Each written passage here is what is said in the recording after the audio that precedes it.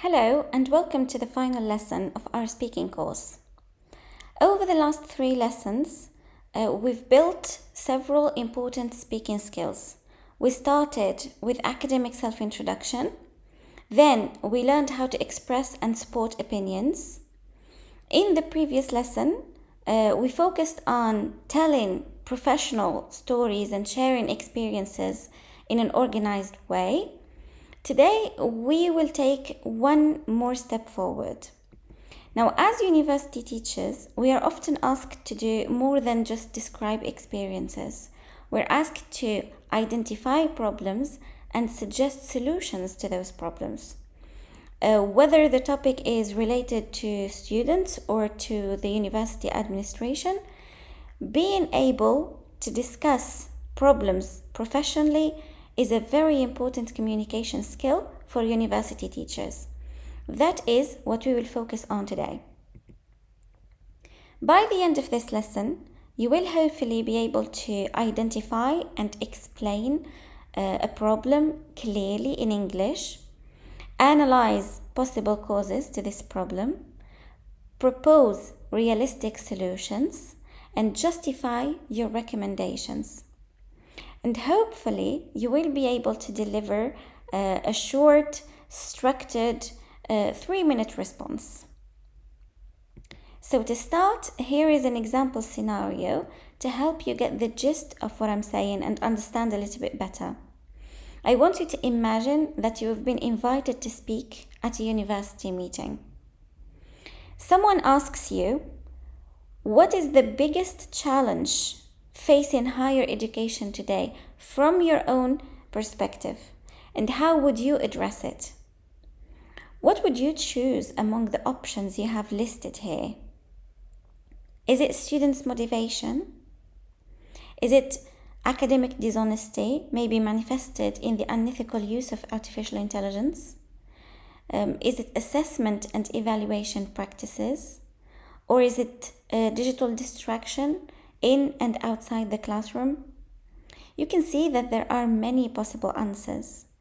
The challenge is explaining why your choice matters and what should be done about it. I want you to take a moment, think about what issue concerns you the most, and try to summarize your reason in one sentence in your head or probably in a piece of paper. On this slide now, we have an example of a speaker talking about a very important problem in learning English, which is the inability of students to speak even after consistent language courses and training. You will listen to a short excerpt from a TED Talk by Roberto Guzman titled "Learning English Without Learning English." And as you listen, I want you to notice that the speaker presents the problem and then builds an argument around a solution. This structure is simple but effective at the same time. I started teaching undergraduate English courses in the University of Puerto Rico, Aguadilla campus, about 20 odd years ago. And I quickly became frustrated. I love my job, but I was frustrated with myself and I was frustrated with my students. And it wasn't anything my students were doing wrong. On paper, they were learning English. I would give them tests and they know everything about pronouns, adjectives, syntax, grammar, you name it. They knew it and they could prove it by passing the tests in writing. However, when I tried to have a conversation with my students, when I tried to have just a casual conversation, I would get this deer in the headlights look, like. And then they would go into this what I call Porky Pig syndrome. They would go, etike, etike, etike, and it just wasn't working. And I was frustrated because I said, I can't do this. These young men and women, when they graduate, they're going to go into a work environment in which they're expected to think at higher levels of cognition. They're expected to analyze, to synthesize, to evaluate. And they have to do it in a language that is not their first language, in English. And I wanted them to be there. And what happened was that I started experimenting with this and that, and after a while, I developed a system which I think worked. I call it teaching English without teaching English. What I did was I moved away from the grammar. Here we watch TED Talks, we go into YouTube, we read essays from the internet or from the local newspapers, and we don't use textbooks. We use whatever is happening in the world. For example, this semester we're talking about the Syrian refugees. 4 million people running for their lives. Why are they running? Where are they? More than 1,000 have drowned trying to get from North Africa to Europe. That's current events, and I want to make my students aware that this is happening. And we also speak about Puerto Rico's economic crisis. And here we have a wonderful resource, Joseph Stiglitz. Joseph Stiglitz is a world-class economist who even has a Nobel Prize for economics. And this guy wrote a few articles about the situation we're in and makes specific suggestions. So we bring that to class, we read it, we discuss it, we compare it with what local politicians are saying and doing. And that fosters an atmosphere of conversation. And most of the students are so involved in what's going on in terms of content that they're not really aware that they're acquiring the language, because the central thing is, let's talk. Let's check out what Fulana wrote. Let's check out what Fulano said. Let's compare notes. So based on the structure of describing problems and solutions that the teacher or speaker in this video uses, we have a very simple pattern to follow if we want to describe a problem solution ourselves. First, he started by stating what the problem is. In this case, he says that traditional grammar-focused teaching may help students with reading and writing, but not necessarily with speaking. So this is the first step. Next, he explains why this problem matters. Why is it important to shed light on this? And in his example, his students will eventually need English in real situations, especially in professional context. This is why it is important for them to master it at this stage. After that, he proposes a solution. He says that rather than focusing entirely on rules and grammar, he encourages meaningful communication. And finally, he explains why that solution worked. His students started using English to discuss ideas and real-life situations instead of simply studying English as a subject itself. So, from that, to help you organize your ideas and explain the problem solution pattern easily, here are some useful expressions to remember. When describing a problem, you can say, one major challenge is, a common issue is, or many universities face the problem of. To explain why the problem matters, you can simply say, this is important because, this can lead to, or as a result. When proposing solutions, you can say, one possible solution would be, we could, or a practical approach might be. And when justifying your recommendation, you can say, this would help because the main advantage is, or this approach could improve. And these expressions are extremely helpful because they help the listener follow your thinking step by step, not only help you as speaker. Now we have an activity, and in this activity, you will understand the sequence of problem solution even better. On the left, you have several common challenges that universities face. On the right, you have possible solutions. Your task is to match each challenge with the most appropriate solution. Simply matching the sentences together, you can create at the end a meaningful description of a problem and solution stated. For example, let me give you an example. A. Many students arrive late to morning classes. One possible solution would be to introduce flexible scheduling. So A is matched with number 5.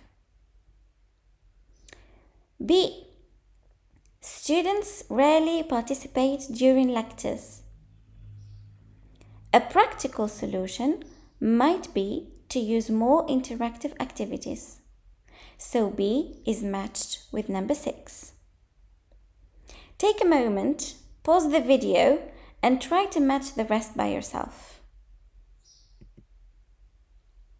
Now, to give you further models of speaking, you will now hear a teacher discussing students' overdependence on AI. While you listen, try to, again, identify the 4 things we spoke about earlier.